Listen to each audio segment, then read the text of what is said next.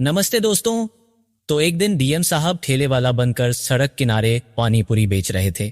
उसके बाद एक घूसखोर दरोगा आता है और हफ्ता मांगने लगता है। डीएम साहब से कहता है कि चलो हफ्ता निकालो। डीएम साहब कहते हैं कि किस बात का हफ्ता हफ्ता।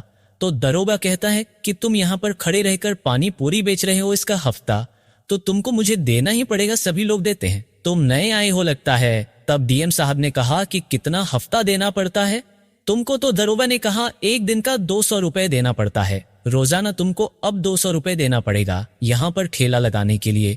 इसके बाद डीएम साहब क्रोध में आकर दरोगा के साथ जो करते हैं उसको सुनकर आपके भी पैरों तले जमीन खिसक जाएगी। दोस्तों आइए जानते हैं पूरी कहानी की सच्चाई इस वीडियो में। लेकिन वीडियो में आगे बढ़ने से पहले आप सभी से निवेदन है कि आप वीडियो को एक लाइक कर दीजिए और हमारे चैनल को सब्सक्राइब कर लीजिए। दोस्तों दरअसल यह घटना है उत्तर प्रदेश के लखनऊ शहर की, जहां पर एक पानी पूरी बेचने वाले का लड़का दिन रात मेहनत करके पढ़ाई। दीपक के पिताजी पानी पूरी बेचकर अपने बेटे दीपक को अच्छे बड़े स्कूल में पढ़ाते थे।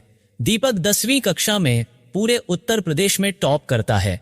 लेकिन एक दिन उसके पिताजी कहते हैं कि दीपक बेटा, आज मेरे साथ तू पानी पूरी की दुकान पर चल, क्योंकि आज शहर में मेला लगा हुआ है और आज ग्राहक भी ज्यादा आएंगे, तो थोड़ी मेरी मदद करवा देना। तो दीपक खुशी खुशी अपने पिताजी का हाथ बंटाने उनके साथ पानी पूरी के ठेले पर चल देता है।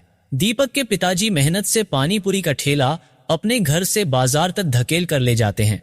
फिर बाजार जाकर रोड के किनारे अपने ठेले को लगाते हैं और एक एक चीज को अच्छे से व्यवस्थित जमाते हैं। दीपक भी उनकी अच्छे से मदद कर रहा था। चीजों को जमाने में फिर धीरे धीरे ग्राहकी शुरू होती है। लेकिन ग्राहकों के बीच में एक दरोगा साहब वहां पर आते हैं और वह दरोगा आकर दीपक के पिताजी से हफ्ता वसूली करने लगते हैं। दरोगा कहता है कि तुमने पिछले 7 दिनों से हफ्ता वसूली नहीं दी है, तुम्हें पूरे 7 दिन के साथ 200 देने होंगे। लेकिन दीपक के पिताजी के पास 200 रुपए नहीं होते हैं। उस समय दीपक के पिताजी कि मेरे पास अभी पैसा नहीं है, मैं तुम्हें कल दे दूंगा। तो दरोगा साहब गुस्सा हो जाते हैं और कहते हैं कि तुम्हारा थैला उठाकर फेंक दूंगा। अगर तुमने हफ्ता वसूली नहीं दी तो मुझे अभी के अभी 200 दो। जयपाल इतने बीच में बोल पड़ता है, जयपाल इतने काहे के पैसे दे, हम तो मेहनत करके कमा रहे हैं, तुम्हें काहे के पैसे दें। इतने में दरोगा और ज्यादा गुस्सा हो जाता है और जयपाल दीपक के पिताजी को कहता है कि तुम दे रहे हो या मैं तुम्हारे ठेले को उठाकर गिरा दूं। दीपक के पिताजी दरोगा के पैर पकड़ने लग गए और गिड़गिड़ा कर कहने लग गए कि मेरे पास अभी पैसे नहीं हैं, मैं तुम्हें कल कैसे भी करके पैसे दे दूंगा। लेकिन दरोगा मानता कहां है। दरोगा और ज्यादा गुस्सा हो जाता है और वह पानी पूरी के ठेले को उठाकर फेंक देता है। सारा सामान इधर उधर बिखर जाता है। सड़क पर सारा सामान अस्तव्यस्त हो जाता है। यह देखकर दीपक के पिताजी फूट फूट कर रोने लगते हैं और दीपक ये देखकर बहुत ज्यादा दुखी हो जाता है। और इसके बाद एक दिल दहला देने वाला हादसा। दीपक के पिताजी घर जाते और चुपचाप रात में सो जाते हैं। जब अगली सुबह दीपक की मां अपने पति को उठाती है तो वह उठते नहीं है। तब दीपक वहां आता है, वह भी कोशिश करता है लेकिन वह नहीं उठते। तब दीपक एक डॉक्टर को दौड़ा दौड़ा जाकर बुलाकर आता है।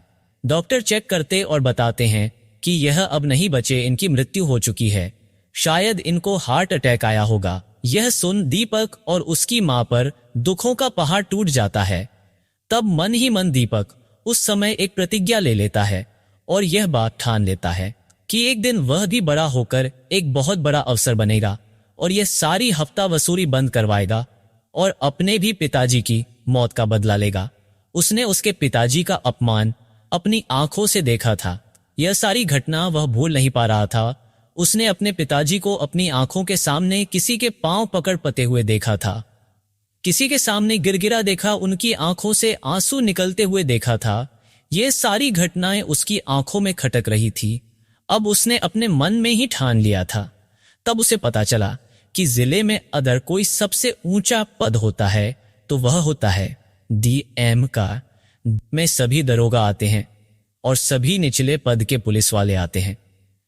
डीएम को एक अच्छा बड़ा बंगला मिलता है, रहने के लिए नौकर चाकर मिलते हैं। डीएम के पास पावर होती है कि वह किस दरोगा के साथ क्या करें और जब यह सब कुछ जान लेता है तो दीपक मन में ठान लेता है कि अब वह और जानकारी हासिल करता है।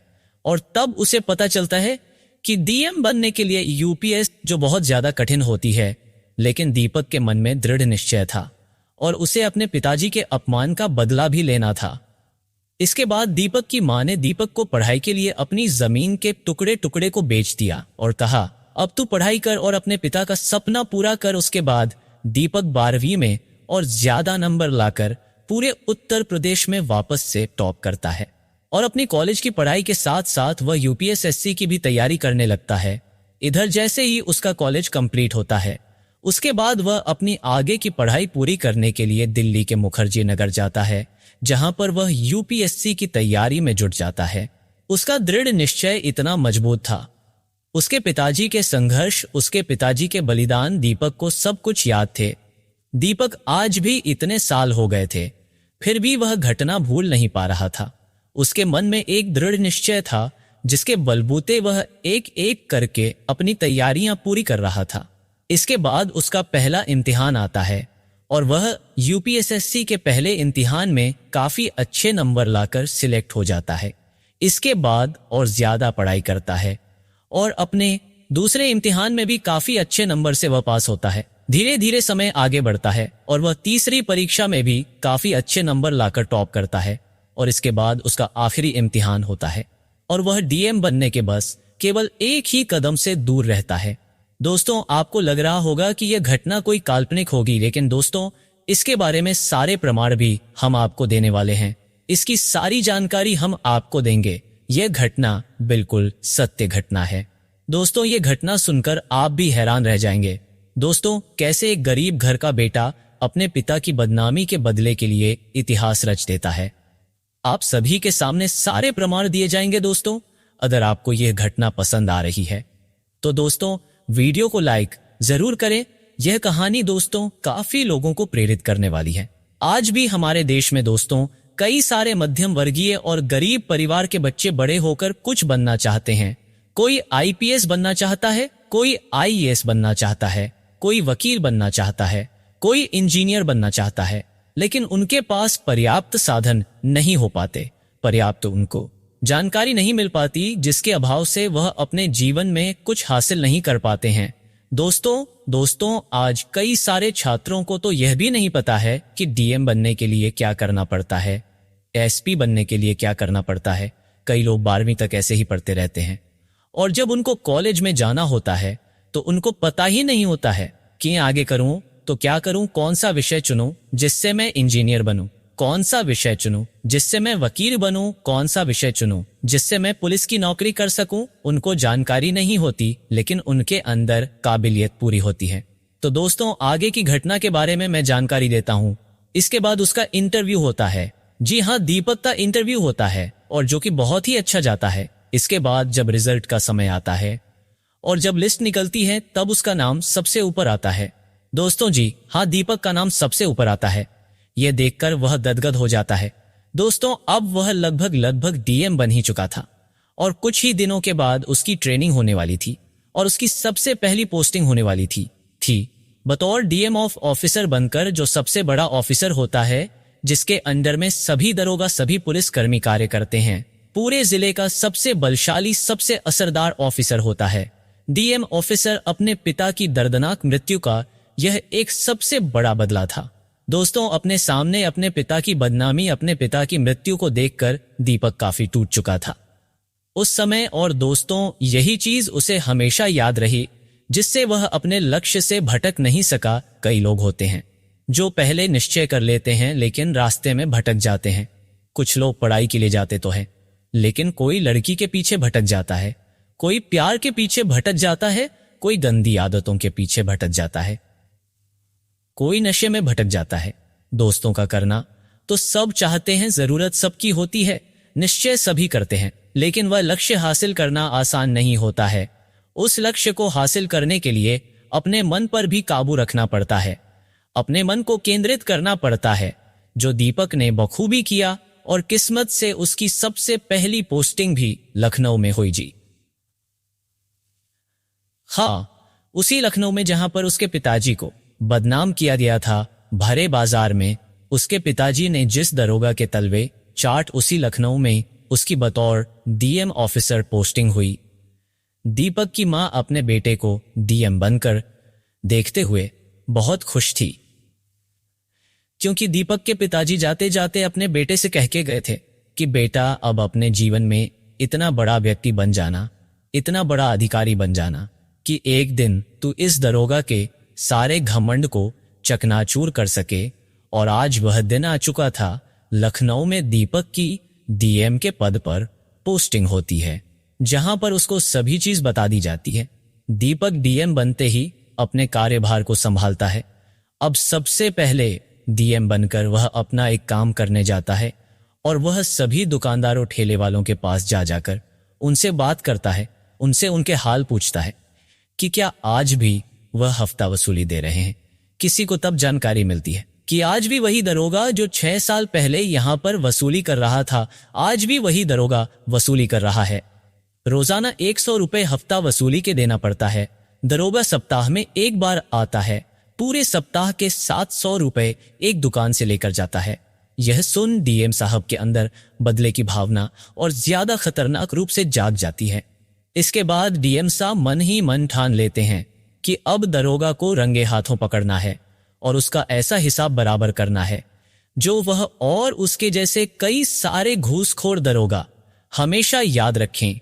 इसके बाद दीपक एक योजना बनाता है और उस योजना में डीएम दीपक अपना भेष बदलकर एक पानी पूरी का ठेला लगाकर वहीं रोड पर पहुंचते हैं, जहां पर करीब 6 सालों के पहले दीपक की आंखों के सामने उसके पिताजी का अपमान किया गया था और उस अपमान के चलते उनको हार्ट अटैक से अपनी जान गंवानी पड़ी।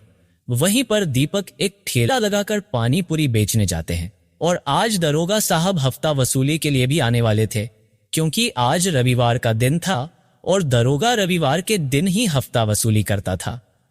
कुछ देर डीएम साहब पानीपुरी बना बनाकर ग्राहकों को खिला रहे थे। इसके बाद वहां पर वही दरोगा जो 6 साल पहले हफ्ता वसूली के लिए दीपक के पिताजी के पास आया था, वही दरोगा आज दीपक के सामने वापस आकर खड़ा हुआ दरोगा ने कहा, लाओ हफ्ता दे दो। तब डीएम दीपक ने कहा, किस बात का हफ्ता? तब दरोगा कहता है कि तुम यहां पर खड़े रहकर पानीपुरी का ठेला लगा रहे हो, रोजाना की हजारों रुपए में कमाई कर रहे हो, उसका हफ्ता तो तुमको देना पड़ेगा। तब दीपक कहता है, नहीं दूंगा, जो करना है कर लो। तब दरोगा कहता है, मैं तुम्हारा ठेला उठाकर फेंक दूंगा। अगर तुमने हफ्ता नहीं दिया तो तुम अनोख हो क्या? यहां पर सभी हफ्ता देते हैं। तब दीपक कहता है, नहीं दूंगा, अगर फेंकना है तो फेंक कर दिखाओ, मैं भी देखता हूं तुम क्या करते हो। तब दरोगा को और ज्यादा गुस्सा आ जाता है। इतने में दरोगा पानीपुरी का ठेला पकड़कर उसे उल्टा करने ही वाला होता है कि दीपक दरोगा को एक जोरदार थप्पड़ जड़ देता है और डीएम दीपक के सहयोगी दरोगा को पकड़ लेते हैं। उसके बाद डीएम दीपक अपने असली भेष में आते हैं और कहते हैं कि मुझे पहचाना। तब दरोगा समझ जाता है कि यह तो डीएम साहब है। बद दरोगा गिड़गिड़ा कर कहता है कि मुझे माफ कर दो डीएम साहब, मैं आपको समझ नहीं पाया, मुझे माफ कर दो, आज के बाद मैं ऐसा काम नहीं करूंगा। उसके बाद डीएम दीपक कहता है कि क्या तुम मुझे पहचानते हो? आज से 6 साल पहले इसी जगह पर तुमने मेरे पिताजी का ठेला गिराया था, उनको भरे बाजार में अपमानित किया था। तब दरोगा को वह घटना याद आ जाती है। दरो डीएम साहब के पैरों में गिड़गिड़ा कर माफी मांगने लगता है। तब दीपक को वह सारा सीन याद आता है, 6 साल पहले का, जब उसके पिताजी गिड़गिड़ा कर दरोगा के पैरों में रो रहे थे। तब वह अपने पिताजी को याद करता है और उनसे मन ही मन कहता है कि पिताजी, आज आपका बदला पूरा हुआ। उसके बाद दरोगा को पूरे बाजार में घुमाया जाता है। दरोगा के मुंह पर कालिक पोती जाती है और पूरे बाजार में दरोगा का जुलूस निकाला जाता है। डीएम साहब आदेश देते हैं कि पूरे बाजार में इस दरोगा का जुलूस निकाला जाए और आज से कोई भी किसी भी दुकान वाले से वसूली नहीं करेगा। इस घटना के बाद डीएम दीपक सभी के दिलों पर राज करने लगे। जो ठेले वाला सालों से हफ्ता वसूली दे रहे थे, उनकी हफ्ता वसूली अब बंद हो चुकी थी। सभी की दुआएं डीएम दीपक को मिल रही थी। दोस्तों, इस घटना से आपको क्या सीख मिलती है? किस तरह से एक गरीब परिवार के लड़के ने अपने पिता का बदला लेने के लिए डीएम की तैयारी करी, यूपीएसएससी में टॉप किया और अपने पिता का बदला लिया। आप क्या कहना चाहते हो? डीएम साहब, दीपक के बारे में आप क्या कहना चाहते हो?